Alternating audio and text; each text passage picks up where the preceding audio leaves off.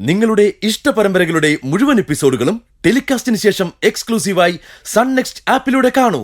Indian ഉപഭോക്താക്കൾക്ക് മാത്രം സൗജന്യം.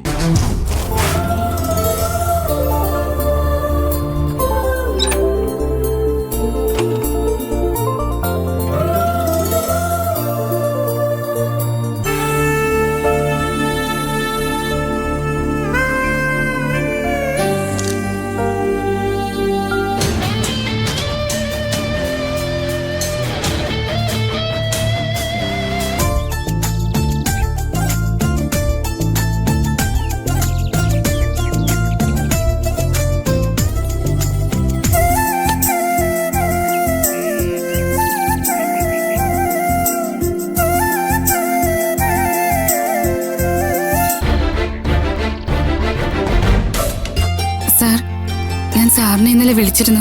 സ്വാതി എന്റെ കേസിന്റെ ഡീറ്റെയിൽസ് അയച്ചിരുന്നു.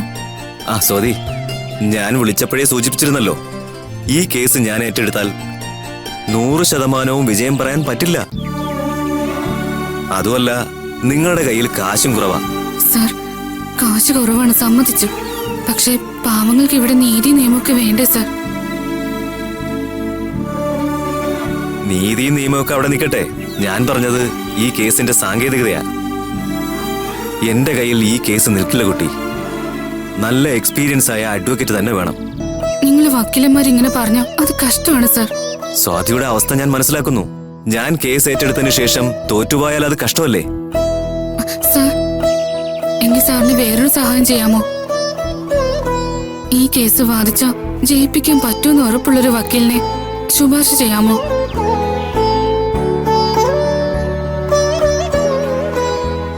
വക്കീലിന്റെ പേര് പറയാം, ശുപാർശയൊന്നും അവിടെ നടക്കില്ല. ആരാണ് സാർ ആ വക്കീൽ? അഡ്വക്കേറ്റ് അർജുൻ. ഞാൻ കേട്ടിട്ടുണ്ട്, അഡ്വക്കേറ്റ് അർജുൻ. പക്ഷേ എന്നെ പോലെ ഒരാള് നേരിട്ട് ചെന്നാ അത് ഞാൻ കേസ് എടുക്കോ? മെരിട്ട് നോക്കിയ അഡ്വക്കേറ്റ് അർജുൻ കേസ് എടുക്കുന്നത്. എന്നാലും നിങ്ങളൊന്ന് കണ്ടു നോക്ക്.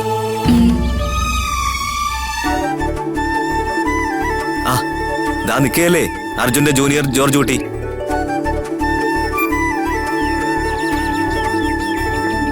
ജോർജ് കുട്ടി. Hello sir. ജോർജ് കുട്ടി, ഇത് സ്വാതി എന്റെ അടുത്തൊരു കേസുമായിട്ട് വന്നു. എന്റെ കയ്യിൽ കേസ് നിൽക്കില്ല. ഞാൻ പറഞ്ഞു അഡ്വക്കേറ്റ് അർജുനെ കാണാൻ. ഇനി എന്താന്ന് വെച്ചാൽ നിങ്ങൾ തമ്മിൽ സംസാരിച്ചോളൂ. ജോർജ് കുട്ടി സാറേ, കുട്ടി തുറന്നു പറയാം, ഇത് നടക്കില്ല. കുട്ടി മറ്റെന്തെങ്കിലും നോക്ക്. ഒന്നാമത് അർജുൻ സാർ വൈകാതെ അഡ്വക്കേറ്റ് പ്രൊഫഷൻ നിർത്തിയ, അതുകൊണ്ട് പുതിയ കേസൊന്നും എടുക്കേണ്ടെന്ന തീരുമാനം. പറ്റില്ല കുട്ടി. സർ, പ്ലീസ് സർ, എന്റെ ജീവിതം ഈ കേസിന്റെ വിജയത്തിലായിരിക്കുന്ന. എന്നെ ഉപേക്ഷിക്കരുത് പ്ലീസ്. അർജുൻ സാറിനോട് പറഞ്ഞു എനിക്ക് വേണ്ടി കേസ് എടുക്കണം. കുട്ടി കരയാതിരിക്കൂ. സഹായിക്കണം സർ. പുതിയ കേസുകളുടെ കാര്യങ്ങൾ നോക്കുന്നത് വേറൊരു ജൂനിയറാ, സ്നേഹ. ഒന്ന് കണ്ടു നോക്ക്, ഞാൻ പരിചയപ്പെടുത്താം. പക്ഷേ പ്രതീക്ഷ വേണ്ട. ഞാൻ കാണാം സർ, എനിക്ക് കണ്ടേ പറ്റൂ. പറഞ്ഞില്ലേ, എന്റെ ജീവിതവും ജീവനും ഒക്കെ ഇരിക്കുന്നത് ഈ കേസില. വരൂ. അജുവേട്ടാ, അജുവേട്ടാ.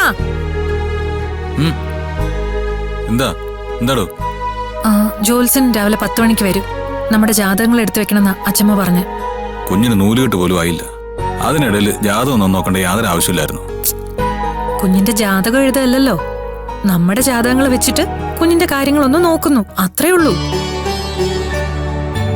എന്നാലും അതൊക്കെ വേണ്ടാത്ത കാര്യങ്ങളായിപ്പോയി. ഏതായാലും തീരുമാനിച്ചല്ലേ അജുവേട്ടാ, ഇനിയിപ്പോ അതിനെ കുറ്റപ്പെടുത്തണ്ട. അജുവേട്ടാ, മോളെ ഒന്ന് പിടിച്ചേ, ഞാനേ ജാതകങ്ങൾ എടുത്തോണ്ട് വരാം. പിടിക്ക, അതവിടെ ഇട്.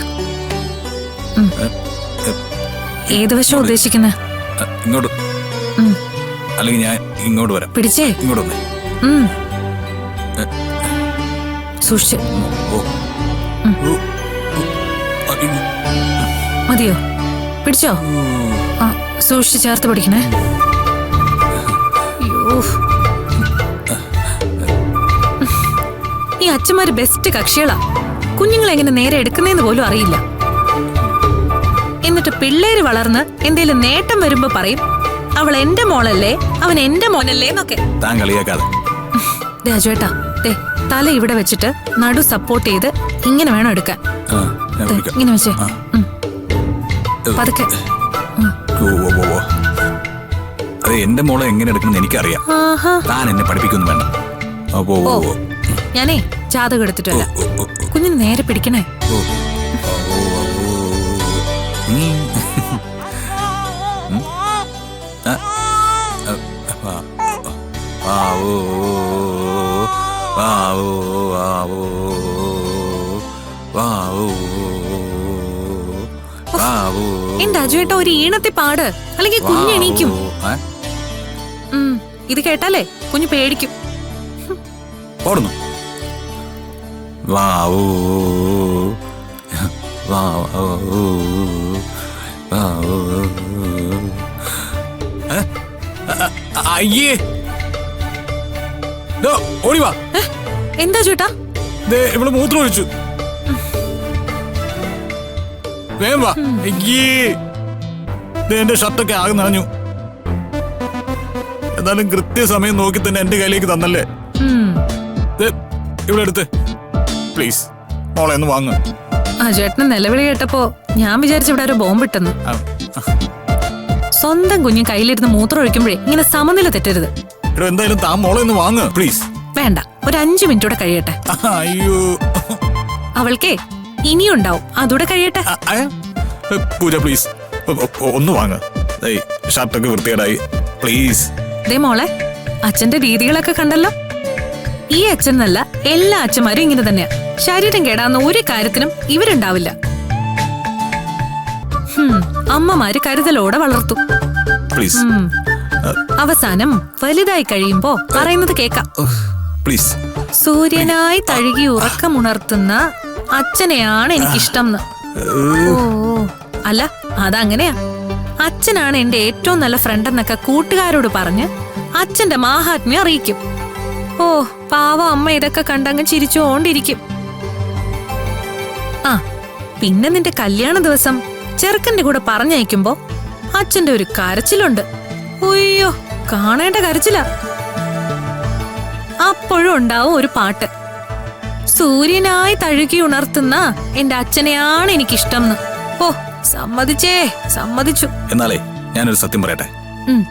ഒരു തമാശ കാണിച്ചു എന്നല്ലേ പറയാൻ പോന്നെ? അതെ, ആ സത്യം അങ്ങ് കൈ വെച്ചാ മതി. ഞാനൊന്ന് പോയി ഡ്രസ് മാറിയിട്ട് വരാം.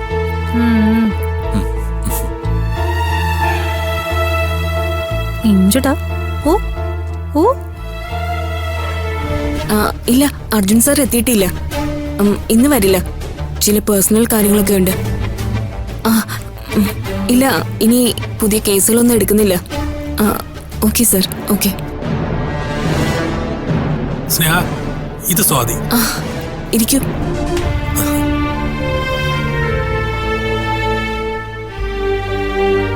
ഏത് കേസ് സ്വാതി? എക്സിസ്റ്റിംഗ് കേസല്ല, പുതിയ കേസാ. അയ്യോ സ്വാതി, അർജുൻ സാർ പുതിയ കേസൊന്നും എടുക്കുന്നില്ല. സോറി. അഡ്വക്കേറ്റ് സ്നേഹ, എന്റെ കേസ് ഹിസ്റ്ററി ഒന്നും കേൾക്കണം. ഞങ്ങളുടെ 2 ഏക്കർ പ്രോപ്പർട്ടി. ഒരു മിനിറ്റ്. അർജുൻ സാറ് ഈ കേസ് എടുക്കത്തില്ല. ഇതല്ല, ഇനി അങ്ങോട്ട് ഒരു കേസും എടുക്കുന്നില്ല. അപ്പൊ പിന്നെ കേസിന്റെ കാര്യം പറഞ്ഞിട്ട് ഒരു പ്രയോജനവും ഇല്ല. വക്കീല് ഒരു സ്ത്രീയല്ലേ? ഒരു സ്ത്രീയെ സഹായിക്കാനല്ലേ മറ്റൊരു സ്ത്രീ നോക്കേണ്ടത്? എന്ന് പറഞ്ഞ് നടത്തി കൊടുക്കാൻ പറ്റാത്ത കാര്യങ്ങൾ ചെയ്തു തരാന്ന് പറഞ്ഞ് വാക്കുകൊടുക്കാൻ പറ്റുമോ? കുട്ടി പൊയ്ക്കോളൂ. കുറച്ചൊരു മനുഷ്യപ്പറ്റി കാണിക്കും മാഡം, അല്പം ഒരു സ്നേഹം കാണിക്കും. നിങ്ങൾ എന്തിങ്ങനെയൊക്കെ സംസാരിക്കുന്നേ? ഇവിടെ അർജുൻ സാറിനെ പോലെ പേരെടുത്ത ഒരുപാട് അഡ്വക്കേറ്റ്സ് വേറെയുണ്ട്. അവരിൽ ആരെങ്കിലും ചെന്ന് കാണും. ജോർജുട്ടി ചേട്ടാ, എന്തിനാ ഈ കുട്ടി ഇപ്പൊ ഇങ്ങനെ ബുദ്ധിമുട്ടിച്ചത്? കാര്യം പറഞ്ഞ പോരായിരുന്നോ? ഞാൻ പറഞ്ഞതാ, പക്ഷേ വല്ലാതെ നിർബന്ധം പിടിച്ചു. അപ്പൊ പിന്നെ സ്നേഹ തന്നെ നേരിട്ട് പറയട്ടെ എന്ന് വിചാരിച്ചു. എന്നെ കൈവിട്ട് കളയല്ലേ മാഡം. നിവൃത്തിയില്ലാത്തോണ്ട കുട്ടി, പ്ലീസ് ഒന്ന് പോ.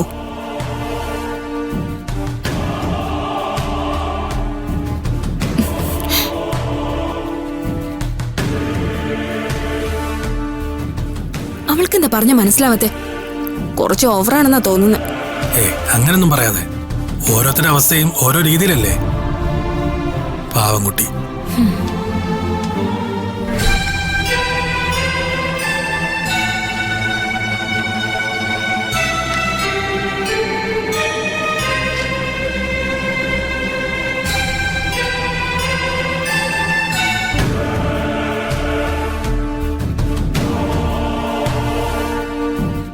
ഉത്തമ യോഗമുള്ള ജാതകങ്ങളാ. ഇത്തരം ചേർച്ചയുള്ള ജാതകങ്ങൾ അപൂർവമായിട്ടേ ഉണ്ടാവും.